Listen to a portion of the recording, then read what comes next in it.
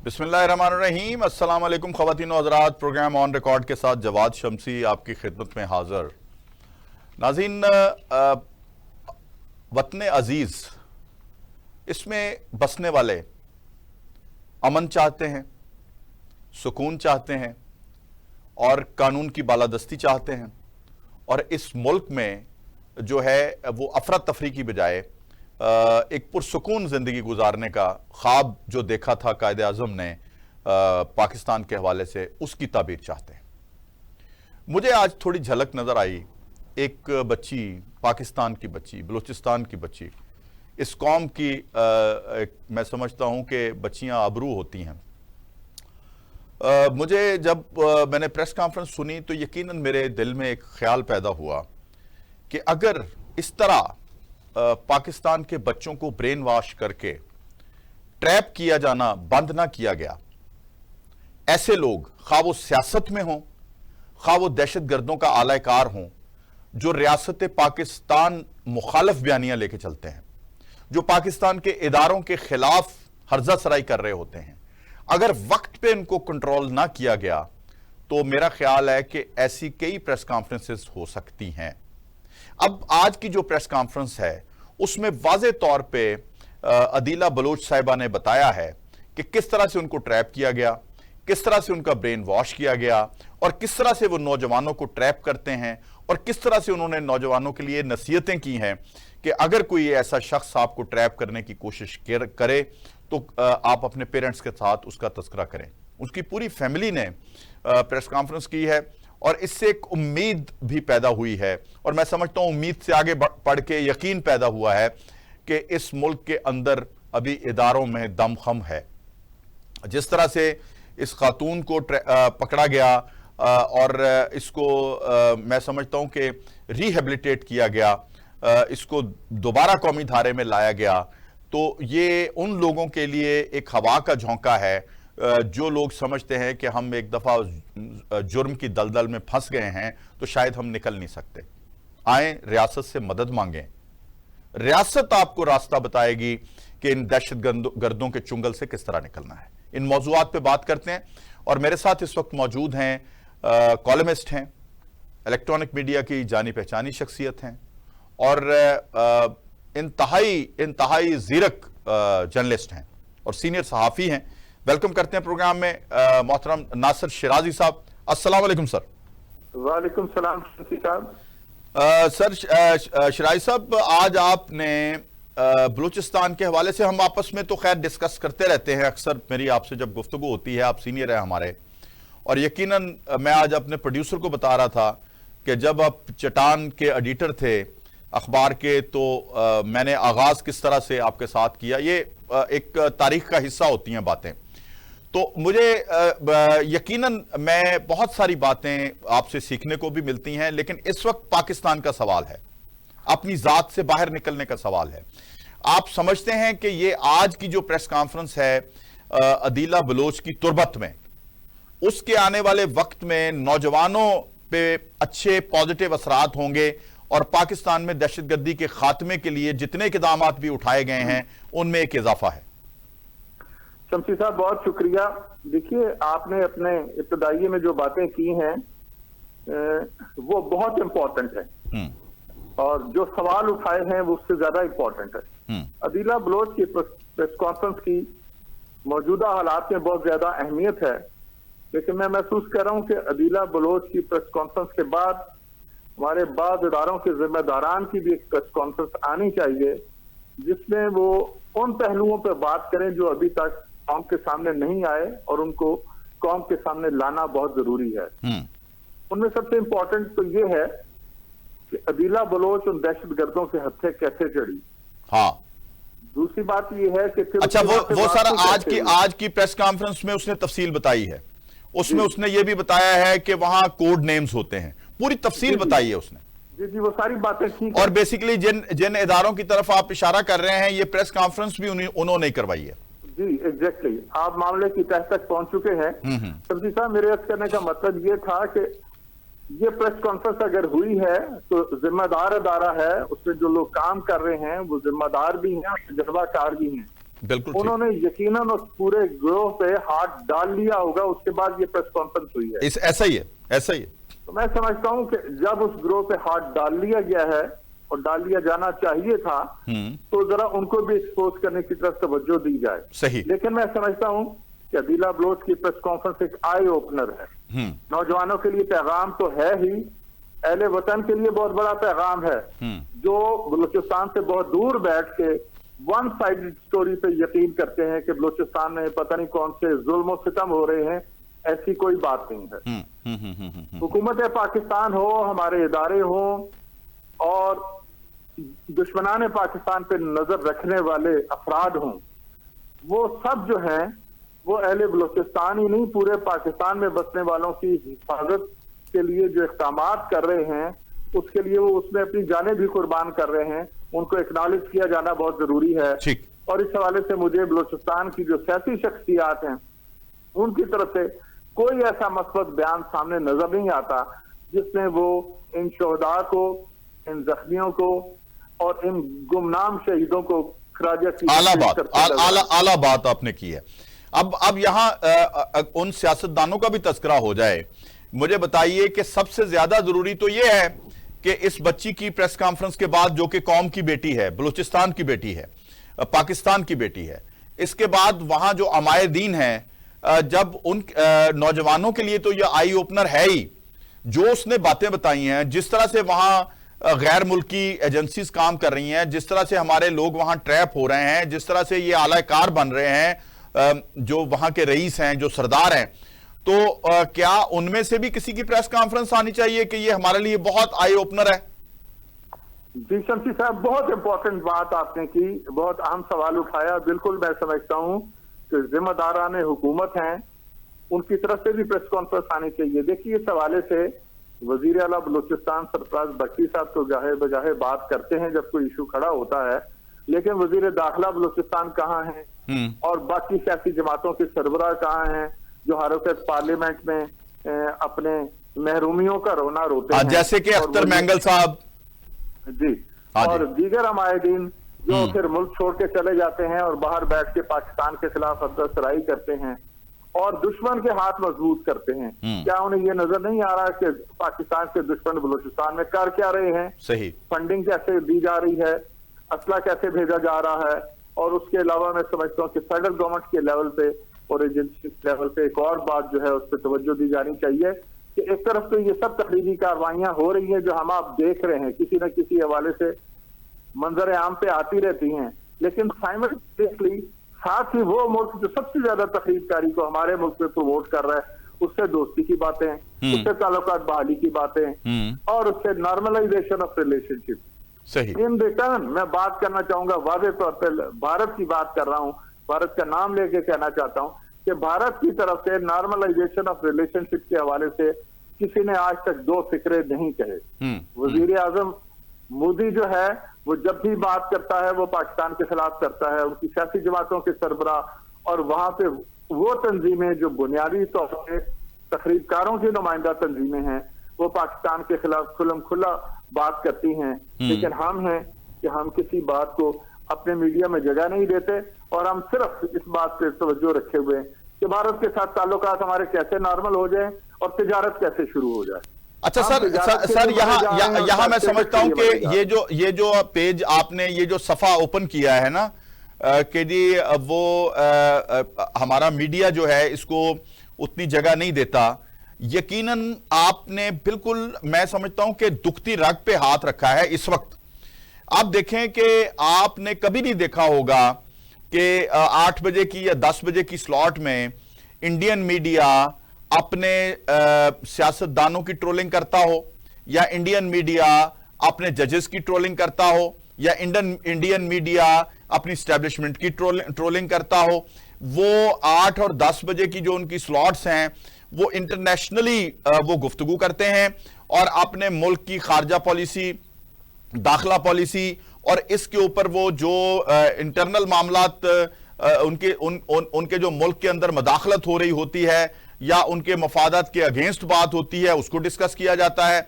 यानी उनकी रियासत मीडिया पर्सन्स को सपोर्ट कर रही है और वो मीडिया पर्सन्स उनके सिपाही बन के इंटरनेशनली बिहेव कर रहे हैं एज अपना ब्रेव जर्नलिस्ट के तौर पे।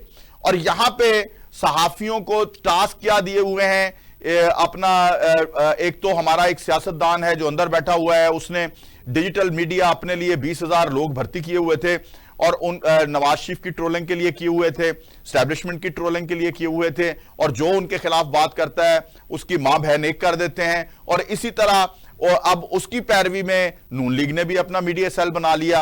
और खुदारा कोई ऐसा मीडिया सेल भी तो काम करे जो पाकिस्तान के लिए हो, जिसकी आप बात कर रहे हैं। जी शम्सी साहब, बहुत अच्छी बात की, बहुत खूबसूरत बात की आपने।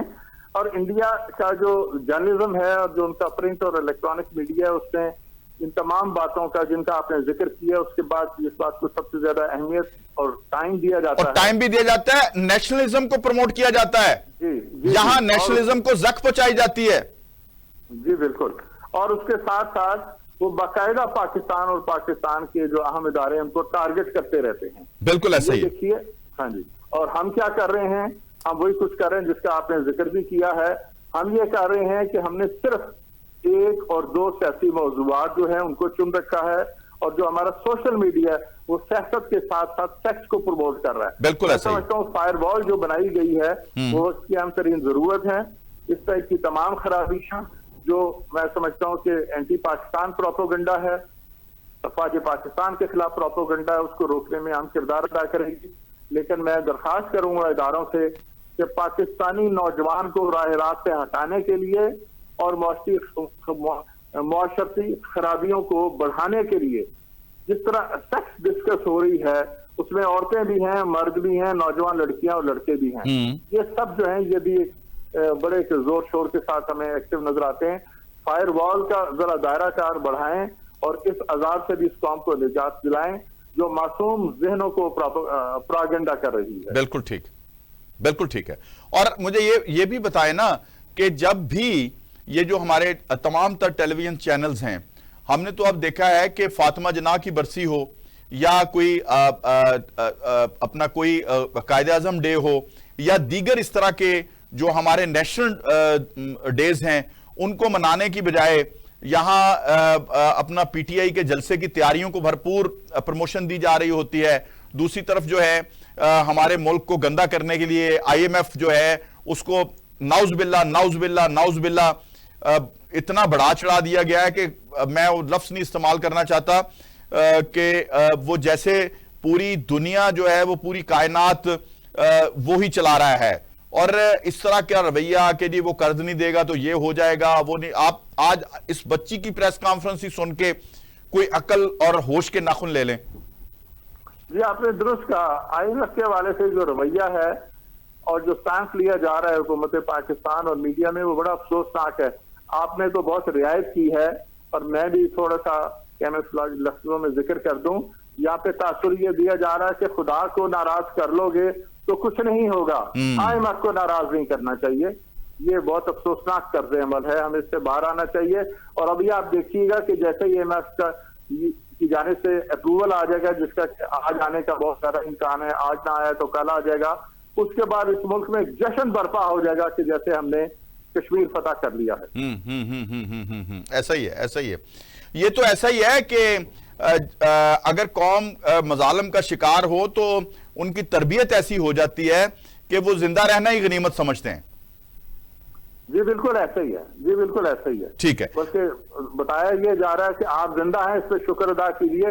जिंदगी के लिए जो जरूरतें जरूरी हैं वो नहीं भी हैं तो ये आपका मुकद्दर है, इसमें हुकूमतों का और निजाम का कोई कसूर नहीं। अच्छा, अब मुझे ये बता दीजिए कि बलूचिस्तान के जो फ्यूचर है, मैं समझता हूं कि पहले भी जब नवाज शरीफ का दौर आया था, थोड़ा सा हम इसको देख लें, उस वक्त भी जो था कौमी धारे में शामिल किया गया था बलूचों को पहाड़ों से उतार कर उनको रोजगार के लिए, उनको जनाब वहां पे महरूमियां खत्म करने के लिए, या जिस तरह से उनकी ब्रेन वॉशिंग की हुई थी, उनको पाकिस्तान कौमियत की तरफ यानी नेशनलिज्म की तरफ लाया गया और वो कामयाब तजर्बा हुआ बलूचिस्तान में। हमने देखा कि 2.5 साल का उन्होंने एक टेनोर जो था, सनाउल्लाह जहरी और अब्दुल मालिक बलोच साहब जो थे, उन्होंने वो निभाया। हालांकि वो नून लीग के खिलाफ साजिश भी हुई वहां पे, लेकिन अमन हमने देखा एक जो था वो एक बढ़ रहा था। इसी तरह हमने केपीके में भी देखा। तो मुझे बताइए कि इस वक्त जिस तरह के हमारी स्टैब्लिशमेंट है उसकी क़यादत और जिस तरह हुकूमत है, जिस तरह से इन्होंने अज़्म इस्तेहकाम का आगाज किया है और उसकी जो इस तरह की खबरें आ रही हैं पॉजिटिवली, और कल जो आर्मी चीफ ने भी केपीके के हवाले से हमारी जो कबाइल हैं उनका जो कॉपरेशन है, वहाँ के कबाइल जो हैं अमन के लिए और दहशतगर्दी के खात्मे के लिए, उनके लिए बहुत अच्छे अल्फाज और बड़ा अप्रिशिएट किया गया। तो इन चीज़ों को अगर प्रमोट हमने करना है तो इसके लिए मजीद हमें क्या करना होगा? शमसी साहब, बलूचिस्तान में अहले बलूचिस्तान का दिल जीतने के लिए सियासी हुकूमतों ने और बाद फौजी हुकूमतों ने भी बहुत ज्यादा काम किया है। मैं दोनों को क्रेडिट देता हूँ। दोनों जमानों में अच्छा काम हुआ है, डेवलपमेंट पे तवज्जो दी गई है, नौजवानों को कौमी धारे में लाने के इक़दाम किए गए हैं।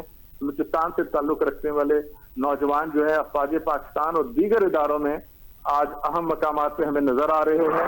उनकी तरक्की की राह में उनको आगे बढ़ने के लिए रास्ते में अगर कहीं कोई रुकावट नजर भी आती है तो उसको फौरन दूर किया जाता है, लेकिन as a matter of fact ऐसा कोई ज्यादा रुकावटें हैं नहीं। आपके इल्म में है कि मेरी तो चूंकि पैदाइश बलूचिस्तान की है, मेरी एजुकेशन वहाँ की है, मेरी तो आधी उम्र वहाँ पे गुजरी है। अच्छा।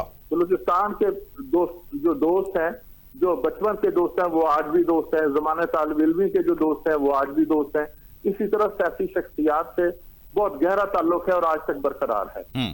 अर्ज करने का मतलब यह है कि वहां डेवलपमेंट करें, लेकिन अब वो सरकारी सतह पे होनी चाहिए, सरकारों के थ्रू डेवलपमेंट ना हो। अच्छा। जनाब मुशर्रफ के जमाने में 50 करोड़ रुपया फी MNA वहां पे डेवलपमेंट के लिए दिया जाता था, लेकिन एक थिंक टैंक जिसमें हम अक्सर बैठते हैं और बलूचिस्तान से भी लोग तशरीफ लाते हैं वहां पे, उनसे जब पूछा कि जी ये बताएं कि क्या डेवलपमेंट हुई, तो उन्होंने ऑफ द रिकॉर्ड कहा कि वो सारा पैसा हम खा गए, हमने कोई डेवलपमेंट नहीं की। अच्छा। तो ये बड़ा अफसोसनाक तर्ज अमल है। डेवलपमेंट ऑन ग्राउंड अगर आपने करनी है, लोगों को फैसिलिटेट करना है, तो हुकूमत अपनी निगरानी में कराए, जिसमें एजुकेशनल इंस्टीट्यूट है, जिंदगी की बुनियादी सहूलतें हैं, ये होनी चाहिए, तालीमी इदारे होने चाहिए, रोजगार के मौके होने चाहिए। अच्छा शिराज साहब, पिछले दिनों DGISPR ने बड़ी एक तफसील जो थी वो अपनी प्रेस कॉन्फ्रेंस में बताई कि किस तरह से कितनी सड़कों का जाल बिछाया गया, कितनी यूनिवर्सिटियां वहां बनाई गई, कितने कॉलेजेस बनाए गए, मवाजना किया उन्होंने। और लग ऐसे रहा था कि डेवलपमेंट तो हुई है, जो कि जिसने भी की है, मौजूदा गवर्नमेंट ने की है या साबका गवर्नमेंट ने की है या एस्टेब्लिशमेंट ने हाथ में लिया हुआ है मामला, ये तो यकीनन है। और CPEC और ग्वादर पोर्ट, इस तरह के प्रोजेक्ट भी वहां पे चल रहे हैं। और मुझे बताइए कि अब वक्त आ गया है कि इन चीजों को मुकम्मल करके अब बलूचिस्तान जो है उसकी तरफ तवज्जो ज्यादा मरकूज होनी चाहिए। जी, आपने दुरुस्त कहा, और मैं फिर रेफर करूंगा DGISPR की प्रेस कॉन्फ्रेंस। उन्होंने जो तफसीलात दी हैं वो बहुत अच्छी हैं, और उसमें अफवाज पाकिस्तान का बहुत आम किरदार है वहां की डेवलपमेंट में, जो ज्यादा लोगों को मालूम नहीं है। लेकिन मैं यहाँ अर्ज करता चलूं कि प्रोपोगंडा ज्यादा है साथ में रूमी का, as a matter of fact वहां पे बहुत ज्यादा डेवलपमेंट हुई है।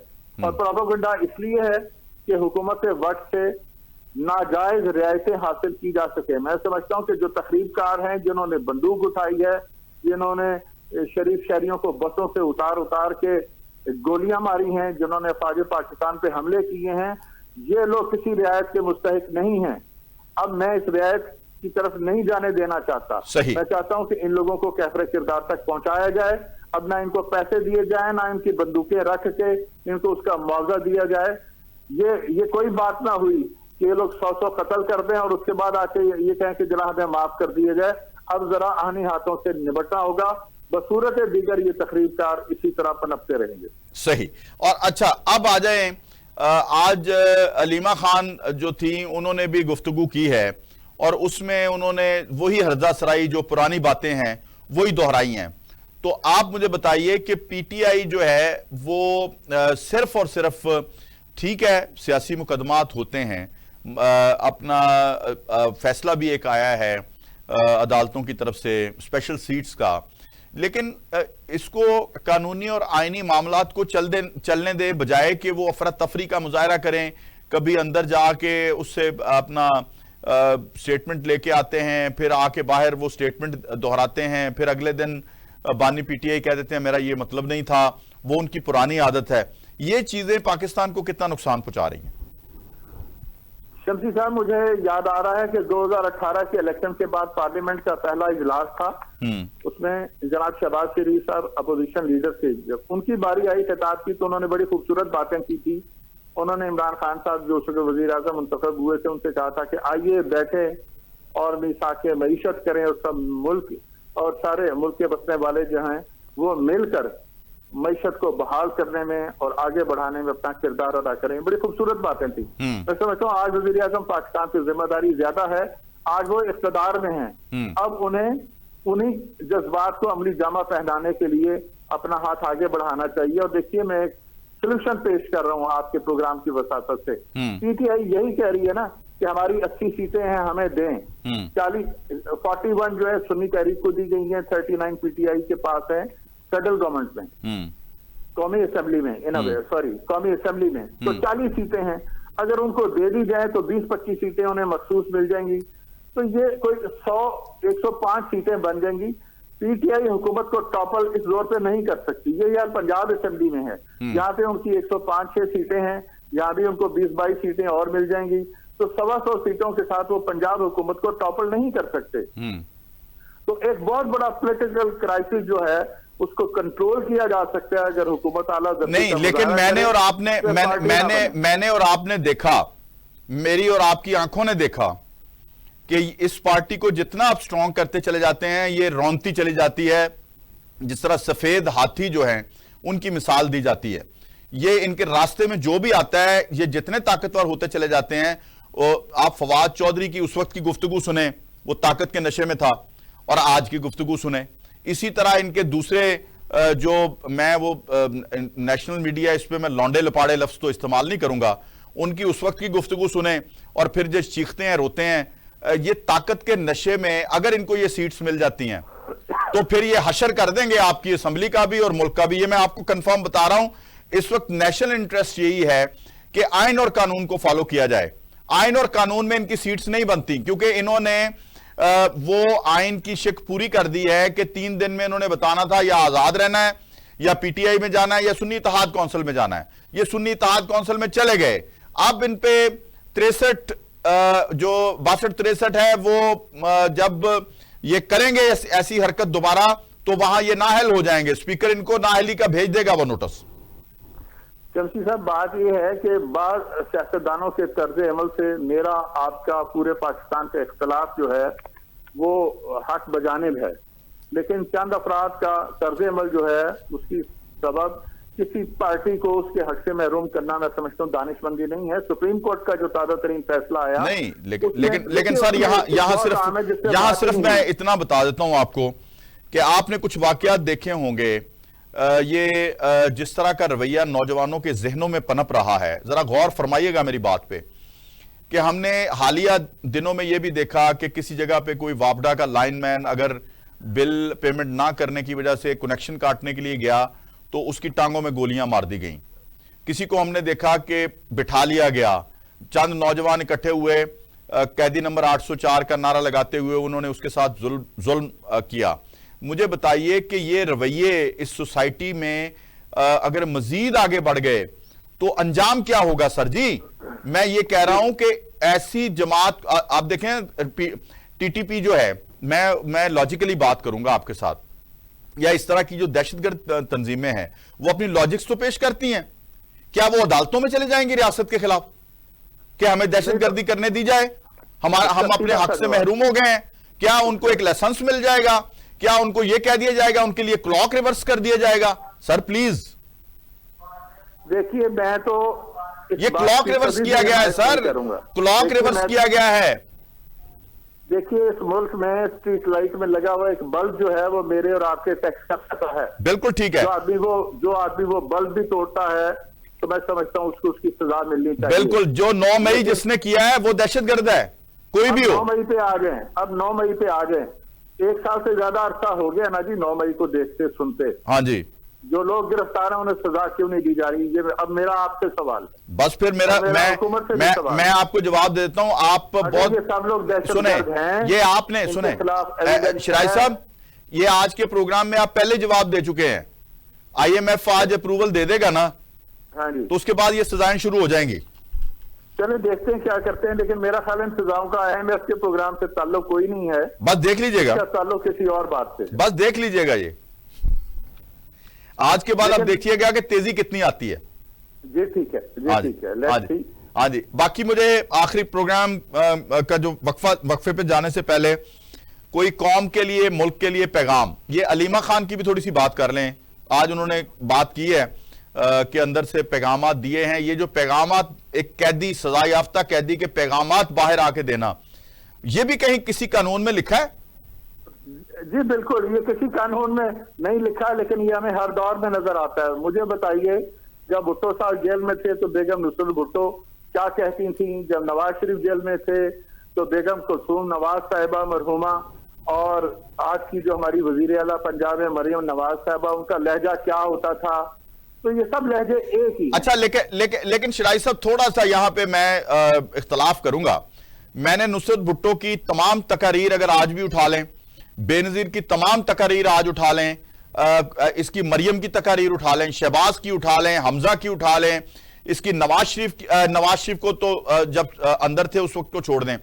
इन्होंने, किसी ने नहीं कहा था निकलो, मारो, आग जला दो, उल्टा दो। ये इसका जवाब आपके पास क्या है? ये तो शेख रशीद साहब का लहजा है जी। हाँ जी, बस वही मैं बता रहा हूं। शेख रशीद भी उन्हीं का टाउट था ना एक जमाने में। हाँ जी, हाँ जी। और नवाज शरीफ साहब को जब निकाला गया था, वो कहते थे मुझे क्यों निकाला का जब सफर शुरू किया था तो उनका भी लहजा, लेकिन उन्होंने ये नहीं कहा था कि उल्टा दो, मार दो, जला दो। यहाँ तो आवाज ही कुछ और आती है सर। उन्होंने इससे ज्यादा संगीन बात की हुई है जमाने।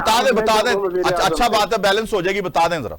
वो कहते थे कि ये लकीरी खत्म कर दो जो पाकिस्तान और भारत के दरमियान है। अल्लाह रहम करे। वो एक हैं, अल्लाह रहम करे। उनका भगवान और हमारा खुदा उन्होंने एक बना दिया। सर, लकीरें खत्म करने वाले कई आए और कई गए। जी बिल्कुल, अल्लाह रहम करे। बहुत शुक्रिया जनाब नासिर शिराजी साहब हमारे साथ मौजूद थे, और उन्होंने आज भरपूर हमने डिस्कशंस की है all over the Pakistan, Balochistan के हवाले से भी और पाकिस्तान के सियासी और मरूजी हालात के हवाले से भी हमने डिस्कशन किया। अब ब्रेक का वक्त है, और ब्रेक से जब वापस आएंगे तो मजीद प्रोग्राम को आगे बढ़ाएंगे। मेरे साथ रहिएगा।